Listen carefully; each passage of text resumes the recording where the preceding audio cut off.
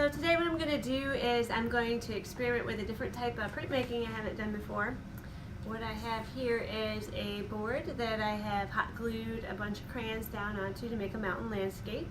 And I'm going to take an iron and some paper, and I'm going to see how the prints make on the paper as well as what happens to the crayons after I iron it.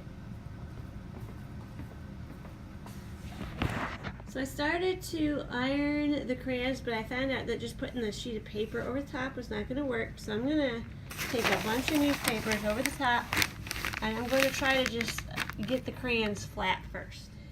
So I've started to iron out the crayons. I just wanted to show you how it looked. I used a few sheets of newspaper, and I think I'm going to go over this again until I can get more of the crayon blended and melted. Alright, so I've got it all fused together now. And now I'm going to take the paper and try to see if I can lift off some of that color that's smeared on top of the background sky. So I've lifted some of that smeared wax over. So I'm going to make a print by putting a sheet of paper over the top. And then I have to very carefully, without letting the iron move the paper, just kind of press down. You don't want to press down too long because I found it will start smearing the colors again on you.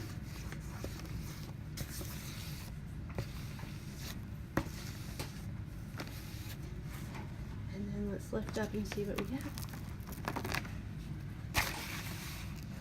There's the print, and there's the original.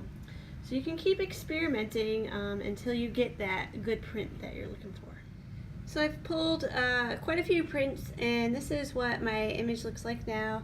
I've kind of learned, I'm going to show you some of the prints I pulled. If you leave the iron on too long, it's really going to smear your image a lot, and sometimes it even makes some of the crayons come off.